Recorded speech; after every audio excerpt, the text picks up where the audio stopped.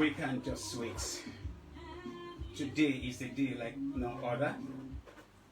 This is welcoming you to Open Forum with Citizen MKO. And Open Forum is about people, issues, ideas, and solutions. And as we say here, that wherever this flag is flown, we take care of our own. And as you know, here we deal with some of the subject matters that may be, or sometimes are no-go areas to some persons. And we do this because we've been made, we've been created to add value. And we pride ourselves humbly that this is one of the most valuable 1 hour you can ever spend on radio. And in doing this, we're going to give you a rundown of what the package we have today. And if we cannot exhaust it, we will move it forward. Just like those things we moved forward last week, we're going to attend them because every second counts. My name is Citizen Matthew Kofi O'Connor. I am a productivity advocate and practitioner. I am a reformer, and I am the founder and president of Open Forum, the NGO that is sponsoring this program. As much as we need the support to be able to sustain it and be able to do more, but so far, if we cannot walk, we crawl. And we are crawling. And if we crawl to do this, imagine what we can do if we can get on our feet and walk. Today on the program, we are continuing our state of emergency that we declared on the Stop Creek issue. And incidentally, something happened that is about to make history that has to do with the technical committee, interagency committee set up by the federal government to draw, is what we call it, lines or map or remapping or proper mapping to determine where 76 oil wells are. And we are hearing that there are new oil wells that have been discovered. And there are press releases from here and there. There's also public hearing that had to be suspended along the line. It is an additional matter that we've added to the state of emergency. I will give you more facts about that. But in a nutshell, without wasting time, this is the rundown of what we're going to discuss today, as much as we can.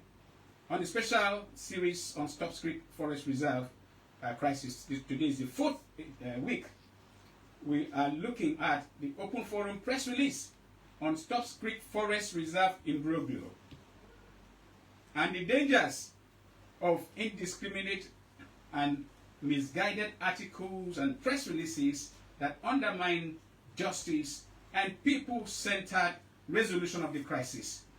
Principally, it is a patriotic appeal for the withdrawal of the Akwa Ibom State government press release on the legal status of Stop Creek Forest Reserve. We will give you a nutshell about that. We can't take the whole press release today, and after this program, that press release is going to be made public. Some very sharp papers, I'm sure they have carried it already, is dated today. And then we'll still take a tip from a review that was done by Nigerian Conservation Society, Akwa Ibom State Chapter, and a memo to the Akwa Ibom State government on the continuous agitations for control of the Stop Creek and urgent conservation imperatives. We'll just take snippets from there, because what we are doing is to build enough knowledge, enough that anybody who is not aware of what is happening there, and those who are principal actors who may not be well informed, we have gone to a great extent to dig out facts to make available to enlighten citizens. Remember, this program is about people, issues, ideas, and solutions. And then we go to the stock taking and agenda setting for an appointment with that oil we couldn't take last week. This is the 67th edition, and we'll just take snippet of the newly introduced Akwa Ibom State Treasury Single Account, TSA, which we term as a positive revolutionary policy by the Governor Moino-led administration. We want to put it on record. So we won't take much on that, but we are going to just make sure we nail it today, so that by next week, Monday, we are picking up the 68th edition of something that will help Akwa Ibom State to be able to make money and rely on our internally generated revenue other than the FAC allocation. And then state of the state and state of, in fact, it's called state of the state this time, the additional state of emergency. We'll be looking at federal government's interagency technical committee plotting of disputed, in quote, and newly discovered or newly drilled oil and gas wells between Cross River and Akwa Ibom State. And we say here, a moment in history. And having to do this, I'll give you update on the effort we have made to have those that matters to be here to speak on the matter. We are supposed to have two persons in the studio. One is here already, and then I will give you the updates on how far we went before we arrived at this. Then we will try to seek the limit of divine mandate and the difference between the office and the occupier. It will be very brief because we shelved this last week. We'll just give it a nutshell, as God will help us when we are able to begin our Situation Room podcast with MKO. We will deal with some of these matters deeply. But sexual education is very important. Now we with the divine mandate. You don't have to, please, you don't have to ask questions. You don't have to question anything, because anybody that's in power, you must bow, you must submit. And we'll get to that. Now, food for thought. And thought for food. Today is double ration, and that double ration, I take it. The first is from Martin Luther King Jr. And he said, "Nothing in the world is more dangerous than sincere ignorance and conscientious stupidity." Martin Luther King Jr. I take that again. Nothing in the world is more dangerous than sincere ignorance and conscientious stupidity. Martin Luther King Jr. And the next is from Samuel Adams. And what does he have to say? He says, "It is in the interest of tyrants to reduce people to ignorance and vice, for they cannot live in any country where virtue and knowledge prevail." Samuel Adams. I take that again. This thing matters to me a lot. It is in the interest of tyrants to reduce people to ignorance and vice, for they cannot live in any country where virtue and knowledge prevail. They are all self-explanatory, because when you look at society now, the gullibility of citizens and the weaponization of both poverty and illiteracy has caused people, including those who think that they should be able to stand on their feet, they crawl. They show that they are servants, such that their meal ticket would not cease. Those that with criminal records, they have greater chance of criminal tendencies. They have greater chances of making it in our society than those who want to get things right. Those are the ones that are branded. They are rude, insulting, arrogant, and all that. But God doesn't like remnants. Having said all that, last week we hosted the National Coordinator of Safe Stop Creek Forest Reserve, Comrade Tija Bolton. Is the Director of Policy Alerts and the National Coordinator of Safe Stop Creek Campaign. He was our guest here. We had a wonderful time looking at the position of conservationists and the 70 civil society organizations who have to speak on the dangers of de-reservation without due process. Stop Creek has been on the conversation. And Tija Bolton, I really thank him so much. He joined us virtually, and he was able to make his point that what is going on in the Stop Creek, there is so much illegality going on there, and it cannot be sustained. And the key project that has come to add up to others that have been taken there without due process is the coastal highway.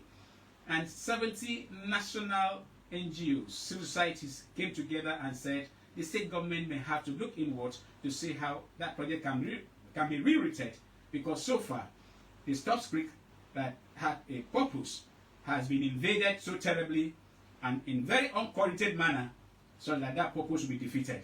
And for the benefit it has for the people, because of the ecosystem there, it is a danger. That was this plea, and we thank him so much for that. And then we also brought to the fore that Ogbonwa Wandora Ebong, who was supposed to have gone for a second term as the commissioner in the Federal Character Commission, she was nominated by Mr. President, but during the reading of the names of nominees at the Senate, Mrs. Eunice Thomas was announced, and we were watching things play out. Interestingly, I think on the 22nd December... Thank you for always tuning in. Here's another... When the committee or the board was eventually inaugurated by Mr. President, all the newspapers published the name of Ogbonwa Wandora Ebong. In fact, the pictures we've seen so far, the position of Akwa Ibom, because we are told that they sit in alphabetical order, was absent inside the villa. But Eunice Thomas took picture along with others thereafter.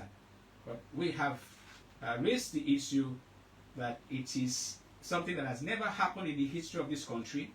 Wheresoever that mix-up came from, it has to be corrected, because the Senate is to give approval or disapproval after screening. They are not to nominate. So how did the name of Eunice Thomas got in, whereas the list of the presidency was never replaced? So we are making representation to appropriate authorities, even not for anything, for the embarrassment. Ogbonwa Wandora Ebong, she is difficult pinning her down to come and talk, but she's getting congratulatory messages from far and near, because people believe that she's the one. That mix-up, yeah, thank God it's about whom. It has to be addressed. That should be addressed. Posterity will not do well. Will not be friendly if that thing is not addressed well. She can be given another position, or whatever should be done to correct that mix-up. Whosoever, wheresoever the name was replaced, the presidency should know what to do. Otherwise, a new tradition of changing nominees midway will have been instituted. I don't want to talk much about every other thing that we did last week, but those were the key two things that we had handled. And because of how loaded today's program is, I want to introduce our guests, and so that they get relaxed by the time I get to their, when we're going to deal with the issues, they will be ready for us. We have a man that has been one of our most powerful resource persons in Open Forum, right from I think 2021, 2022, when he came in, and our original guest speaker, incidentally the first guest speaker that never turned up without a proper arrangement, failed. And he came in and revealed something about oil wells that belongs to Akwa Ibom, that Akwa Ibom does not know, Nigeria does not know. And we try to make efforts to track that. And eventually, about 3 years after, that matter is at the National Assembly.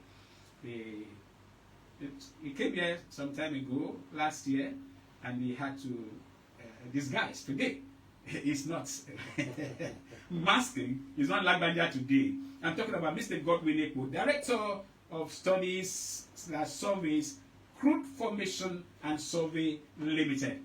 Mr. Ekpo, you are a genius. Welcome to Open Forum with MKO. Thank you, MKO. And good morning to the people of Akwa Ibom State. Yeah, and in fact the world, just to remind you that we are streaming live on Citizen MKO on Facebook. Go to Facebook page, Citizen MKO. You'll watch us live anywhere in the world, and we are also streaming on Memories 96.5 FM on Facebook, and Memories TV on YouTube. And then you can reach us online at Radio Garden. We are always leaving memorable trails wherever we are. That's Memories FM. And the second person, they have become like twins, though they are different ages. They were here together last year, where we discussed the kind of issue that should have attracted instant attention. But thank God, Attention National picked it up. I'm talking about, I don't know why I missed this spelling. I'm very sorry. Ubom, right? Yes. Yeah. Mr. Ubom Okon Effiong is a geoinformation / remote sensing and GIS consultant.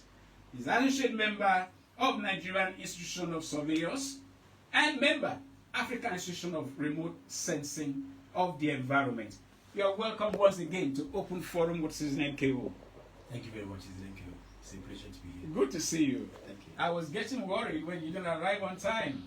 It's always good to have two of you around because it's a tag team that anybody that ignores the two of you doesn't know what he or she is missing. So they are going to do justice to this development where federal government has set up a team and something that is both dangerous, something that is going to leave history to record is happening. We'll dissect it when we get there.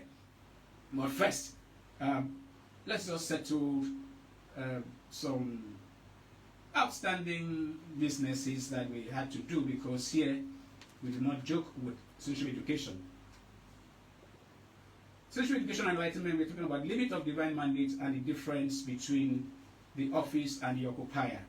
Often you hear people tell you, don't ask questions. Who are you? A leader knows everything. Whoever is appointed is God that ordained that leader. You cannot asking a question or demanding accountability. You are insulting leadership. It's not our tradition. It's not our norm. It's strange. It's a strange culture. It's not accepted here. Anytime you hear such a thing, know that you have come face to face with possibly a trickster, or like we used to know at the Etok Street, people with boy skills. A true leader is accountable. And more so, if you are talking about divine mandate, one must conduct himself to meet the highest moral scrutiny. If you Google that, AI will just tell you that.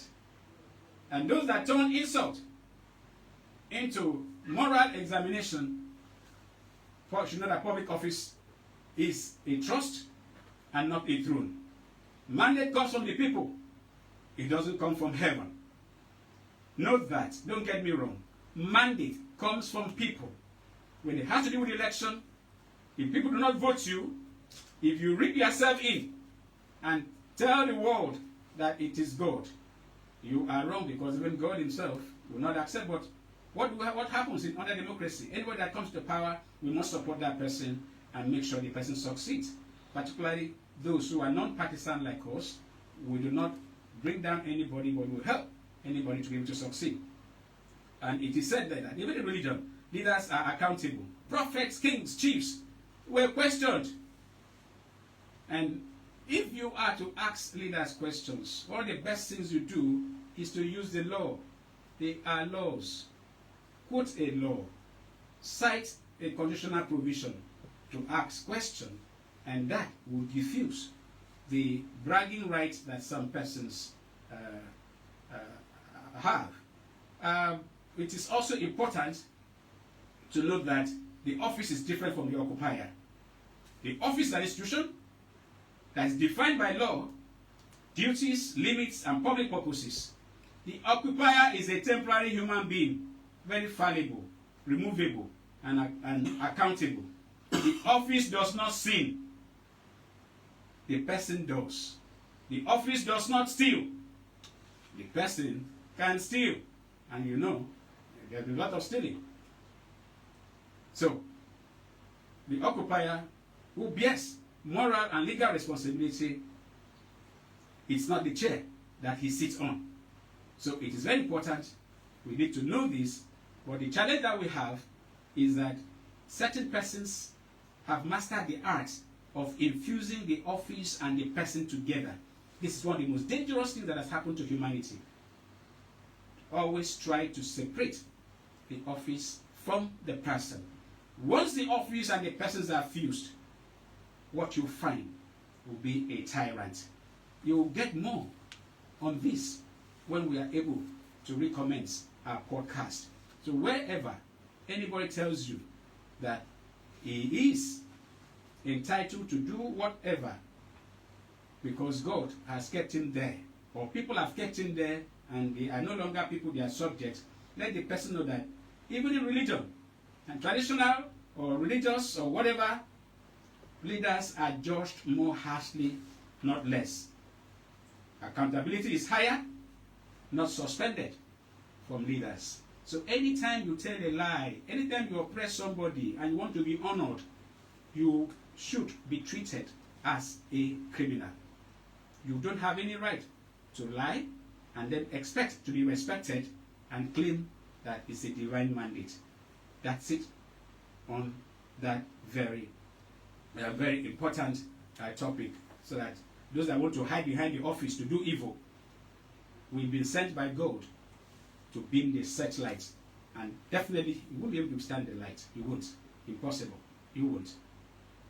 On the TSA, it's important we do this as well, having to do with Kwara State government in January. His Excellency Pastor Dr. Mobasieno inaugurated the TSA Single Treasury Account Committee that should take care of internal revenue.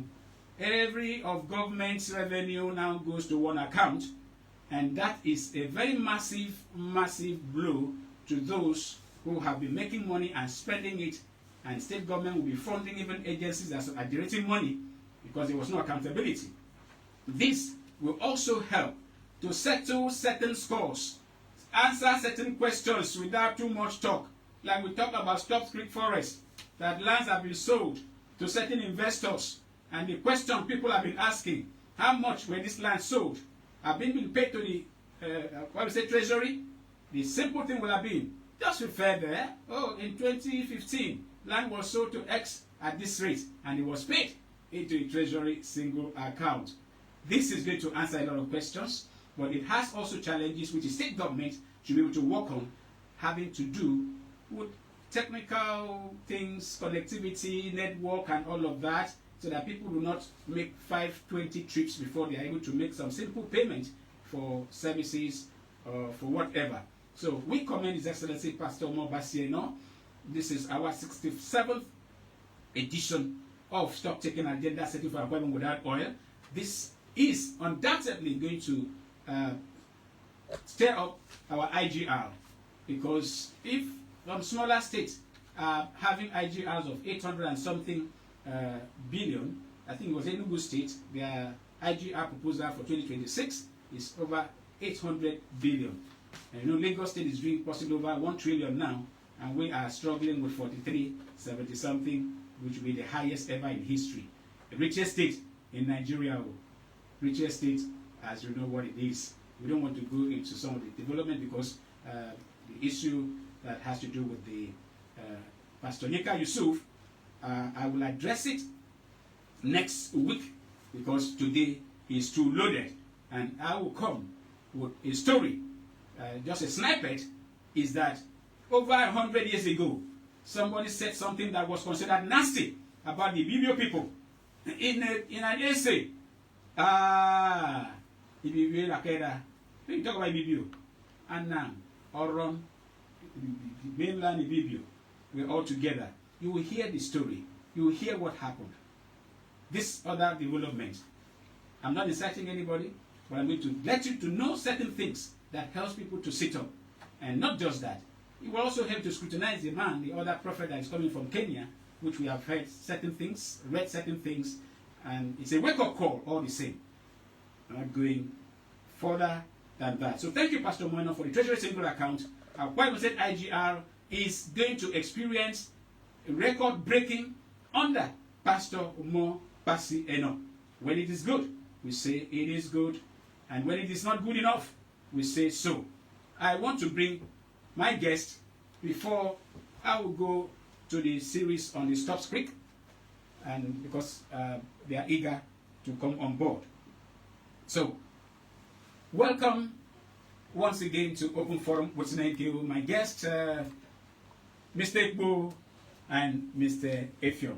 The last time you were here, we dealt on an issue we had hoped that by this time, the state government will have been very interested to dig deeper and be armed with the right information and do the needful so that others will not take the glory. To refresh us, when we brought in our guest, we spoke about the 76 oil wells, but the revelation that we also brought, which we had known within us, is that we have over 2,500 oil wells and gas reserves somewhere.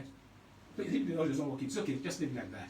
Now, Mr. Ekwu, you're welcome once again.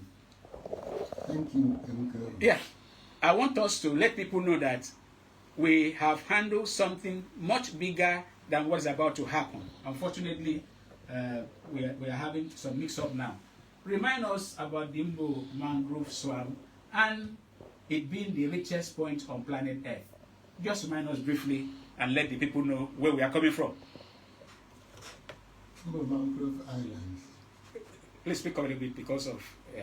Mbo Mangrove Islands in Akwa Ibom State is embedded at the tail end of the Gulf of Guinea. That is the end of territorial boundary of ECOWAS territorial boundary waters and land. Mbo Mangrove Island is not only Akwa Ibom State or Nigerian territory. It involves ECOWAS territory. From the Gulf of Guinea down to the Mbo Mangrove Island is the terminal point of ECOWAS, which is international matter. Okay. From the Mbo Mangrove Islands down to the other side is the east. That is the eastern. The Central Republic of Central African Republic, which Cameroon is not a member of ECOWAS. Okay. So Cameroon Republic has nothing to do with Mbo Mangrove Islands. Beautiful. But let's not go too deep. But just tell us, remind us, what resource is hidden there, and what we are missing out as a state and as a country for not doing the needful. There are a lot of mineral resources in the Mangrove Island. To mention the few is the oil, Yeah. then gas, and the rest of minerals that are being used in production and many other things. The Mangrove Island is so very rich with copious fishing routes. That is the area that is producing crayfish to the whole country. Interesting. So the territory is so rich. But now let's talk about this oil and gas, because it's like people don't say MKO overhyped. Is it true that we could have as much as 2,500 oil wells and gas reserve there? In fact, American report once reported that 1/10 of the whole world, oil and gas in the whole world is deposited there at Mangrove Island. Interesting. That was the report. 1/10 of the entire world oil is being deposited there. In fact, that is the base that crude oil formation was carried out before it migrated to other countries. Now, let's leave it there. For those who are hearing this for the first time, you need to know that this matter was raised at the Open Forum Town Hall meeting, I think in 2022, and we couldn't get the attention of the state government. And in 2023, am I right? 2023 or 2024, this matter was taken to the National Assembly. And I think a 9-man committee has been set up. Am I right, sir? Exactly. 9-man committee, and 2 of our senators are members, to look at how this Mbo Mangrove swamp or island can be retrieved from Cameroon, because Cameroon wrongly annexed it along with Bakassi. Am I right? Exactly. Mr. Boom, you have something to add there in just a minute. Okay, I believe that these are issues that have strong backing historically. Now, if you look at it based on even the earlier agreements, the German agreements of 1913. You look at all the maps that have been, coming from as a result of that technical resolution, and all of the maps that have been made. There is a clear indication that in implementing the ICJ judgment, errors, so to say, were done in terms of actually ascertaining the location of this thing, primarily because Nigeria didn't make a very strong and clear position, as per where and what should be their own boundary delineation. Yes. So these are some of the issues that surround that, and these things. So one of the strong points and arguments is that the ICJ judgment the issue is about the technical implementation, which we really need to look at. At that point, we will really resolve things. Beautiful. People may want to say, this matter was taken to National Assembly. Mr. Epo, can you just give us updates? Is there any updates that is available to the public on what that committee to look at the wrongly annexed Mbo Mangrove Island? How far is the work of the committee? The committee. You are the consultant, isn't it? Yeah, the committee was set up, and the committee is yet to be taken off. That is the situation now. This calls for concern, a very serious matter. The committee was set up over a year now, is yet to take off. We have done a memo to His Excellency Pastor Dr. Mobasieno. We've requested that we have Mr. Epo, Mr. Boom, who are experts, and they have, Epo has access to certain documents that even the federal government may not have, and we want His Excellency to give us attention. Just hear us out. If what we are saying is not good enough, like a father just beat us and threw us away, and let the rest be history. But if what we have can add value, you may not get this elsewhere. Once again, I am appealing to His Excellency Pastor Mobasieno. Open Forum is more than a radio program. We are leading a revolution. That is why we say we are reformers. This information with documents, with evidence are available. Let people at National not take the glory about this thing that is at our backyard in the Mbo local government area. I won't say much because today's edition is about the latest development, which I'm going to begin. Okay, Mr. Epo has something to say very briefly, sir. Let me throw more light to Kwaigon people. Okay. The boundary issue between Nigeria and Cameroon emanated from the during the colonial period. 14 April 1893, Rio de Rey was respected on the west coast of Africa, and the agreement is there, pages 38-39. The boundary was at Meme River. That was the first boundary of by the British colonial government. The coordinate of that boundary was 8 degrees. It was 8 minutes 55 degrees at the end of Meme River. It was through the German aggression that the boundary was shifted by 1913 treaty to Rio de Rey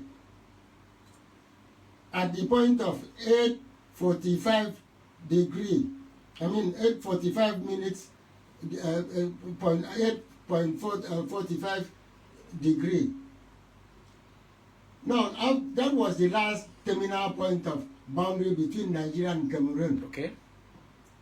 Outside Mangrove Islands, that is the territory that British was given under trusteeship with Southern Cameroon. The map is there. We have the map. This project is being covered by the Nigerian Constitution, Section 12, Section 14, Section 20, and Section 21 is covering our research work. Section 7. Group and Section 7. Group Formations is an indigenous organization of in the oil field that is carrying out the research work. Involves surveyors. Let's do this. Geographies, oceanographers, and the rest of Let's do this. We'll have time because what you're going into is so deep, and there are times you spend time on radio, you must drop what can be assimilated easily. The technicalities are available. It is government who needs this information to help citizens make sense that they have leaders who listen to people that are creative. You don't need to belong to any party. I'm not a member of any party. I'm no longer, but we are bringing something to the table. That is why leaders must be receptive to ideas.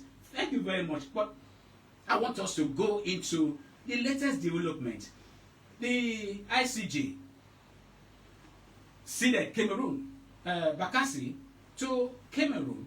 Nigeria did not do what they're supposed to have done, and that matter, part of that matter is still understanding unfinished business. Am I right? Exactly. Now, it affected the Cross River State by saying that they are no longer a littoral state. And oil wells, they were about 90-something, but 76 fell into the Akwa Ibom territory. And that brought contention. 2002 judgment, 2025 they went to, 2005 Cross River went to court. Akwa Ibom begged them not to go, they went to court. 2012 they went back again to court, Supreme Court, and they lost in all cases. But just last year, about July or so, Honorable Cletus Obu was on Arise TV, and he made a very damning allegation, which we raised alarm here. And what he said was that there is a political solution that has been worked out, that Akwa Ibom State was going to return the 76 oil wells, and that our governor, His Excellency, Pastor Dr. Moino, has agreed, but that the shame of what his people will say does not allow him to say, let us go ahead. We took exceptions to that and we raised alarm, and the state government made a press release, and they gave a position on the oil wells, that there is nothing about seeding oil wells through what they call political solution. That exchanges, it was, I think, the same Ogun that once again spoke and said, this is the last time they will talk about this matter. But we have read that in November, a joint team of Surveyor General of Nigeria, Cross River State, Akwa Ibom State, they started a new mapping to determine the coordinates. We did not hear that here. But in January, a bombshell, listening to a press release dated 30th January 2026, a press statement, Cross River will recover all oil wells lost and more. I'm reading a press statement that was signed by Erasmus Ekpang, PhD, Commissioner for Information for Cross River State. Listen to this. It's very important. Even if I have to do this, another edition, I wouldn't mind. Cross River State government had on 28 July 2025 issued a press statement titled Re-76 Oil Wells, Restatement of Facts, unquote, where all emerging facts regarding the surreptitious allocation of Cross River State 76 oil wells to Akwa Ibom State and the oil-related matters thereto were clearly enunciated for public information. In 2025, Cross River State petitioned the President and RMAFC, that's Revenue Mobilization and Fiscal Commission, MBC, that's National Public Commission, NUPRC, that's Upstream, NNPC aspect, and then the OSGOF, with evidence of 245 new oil wells derivation allocation with a comprehensive scientific, geological, and legal evidence in capital letters, justifying Cross River State oil producing status. An interagency committee was constituted by Mr. President, an exercise conducted in November 2025 confirming additional oil wells derivation allocation for Cross River. The current interagency committee opened a public hearing for the presentation of the report having shared the coordinate to both states. The result is obvious. Cross River State is an oil-producing state with oil wells within its maritime territory beyond 67 or 76 oil wells. As at today, Cross River still remains that position which necessitated the writing of the petition in the first instance to the President, His Excellency Asiwaju Bola Ahmed Tinubu, GCFR, over the injustice meted to us as a state. We bore the brunt of handing over a part of Bakassi to the Republic of Cameroon all these years. It baffles our imagination how only a portion of Bakassi was ceded to Cameroon, while the oil wells found their way to Akwa Ibom. That was not part of the dispute in the first place. Thanks to Mr. President, the federal government interagency technical committee was set up to look into the emerging matters. Comprehensive visits, mappings, findings have been made to the area in dispute by all concerned, and new discoveries have emerged in the area which was not demarcated. Boundaries have been set between the Cross River estuaries and the Cameroon. Therefore, the committee should be allowed to present their findings to show the actual location of the oil wells within both states. Cross River State deplores every divisive plot to disrupt the conclusion of these findings, report, and implementation. We have absolute confidence in the Joint Committee and urge them to remain resolute in rewriting the wrongs of the past. Cross River State, under the administration of Senator Prince Basil II, is governed by God. What is truly ours will be returned to us. We are hopeful to get back all our oil wells. Erasmus Ekwam, PhD, Commissioner for Information, Cross River State. It was important we take this. Now to our guest. And I must say this. We had reached out to the Attorney General of Akwa Ibom State, Mr. Uko Udom-San, to come on air to address this matter. He graciously responded that the Honorable Commissioner for Information, Dr. Nneka Numana, is the one mandated to address these issues. We sent message to Nneka Numana. We also put calls across. We could not get his attention, and we already have a standing expert who have even more, much more, what government needs, what Akwa Ibom, what Nigeria needs to speak on this matter. So after we could not bring a government agency to speak on this matter, we have our experts in the house. Experts indeed, not by mouth. And I want to throw this question to Mr. Epo. You've heard the press statement and the confidence shown, and the fact that the Surveyor Generals of the country and Akwa Ibom and Cross River are said to have been part of the mapping to determine the coordinates. You have done this severally. You have some drawings. You have seen that map that was displayed when the presentation went on in Abuja before it was disrupted. What do you have to say about this? Well, we thank God for these revelations. The presentation of the maps that was the map that was presented by the National Boundary Commission. Yes. On the remapping of that, this territory has contravened Section 20 of the Nigerian Constitution. How do you mean? And it has contravened the 1913 treaties. That is the coordinate that they are taking. It has contradicted provisional law of the British during the Eastern region. 1959 provisional law. It has contravened Southeastern State Edict, which 12 states was created by Jacob Ogawan. It has contravened Cross River State Edict. The documents are there. It has contravened. When you say contravene, let me come in. It has contravened Cross Akwa Ibom State Edict. Number 3, when Akwa Ibom State was created. Because all these villages that they have annexed and shifted the boundary from Okbokong River to Tom Shot is contradicted by the National Boundary Commission. Boundary cannot be shifted without no map or boundary can be taken without legal backup. You don't wake up and shift a boundary without a legal backup. Those laws must be taken into consideration before adjustment is made in a boundary. We have seen the copy of the map by the National Boundary Commission on the coordinates.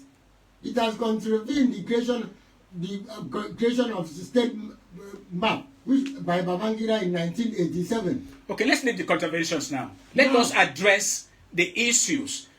Are you sure that whatever has been done, be it legal or illegal, the federal government is involved? Now, would this new coordinate be different from whatever was used to arrive at the Supreme Court decision and even the ICJ decision? That is the area that I'm talking about, that this coordinate has contravened those laws because it's against it. The boundary is being shifted. The fact remains that Cross River State have started this move since 2023 by reporting of Pillar 113A missing from Become when the demarcation was carried out from the Chad region to the sea, because that was the order that passed by the ICJ judgment, that the demarcation should be carried out. Take that again. Let me comment. Which one was missing? Pillar 113A. What does that imply? Pillar 113A missing was, in the first place, that was in 1914, when the demarcation exercise took place from the Chad. Pillar 113 was missing, and it was reported that Cameroon removed that Pillar 113 so that they will have the coordinate into Mbo Mangrove Island into the sea, because the pillars are from number one from Lake Chad to the sea, and there is no pillars in the sea. That was the reason that pillar was removed. But It was an illegal act. Illegal, that was removed so that the team, called has been the technical team that was taking the demarcation between Nigeria and Cameroon with the United Nations supervised, would not get the next coordinate, which was Pillar 114. The meaning of that Pillar 113 was to enable Cameroon to move from Pillar 113 straight to Pillar 114 that could have taken them to Mangrove Island, where they are illegally annexed already. With the oil wells. Instead of the area that will protect Mangrove Island into Nigeria based on the treaties and the ICJ judgment. Let's come back home. Let me come in. No, sorry, sir. We are definitely going to have you again. Now, let's come back home, because our people, it's much about politics here. I'm not afraid to say that. So much about politics. I have seen the Obong of Calabar, a report has been made. He has praised the man they call Sweet Prince for regaining Tinapa back from Amcon, and for the move to regain these oil wells. I have seen the Archbishop of Calabar.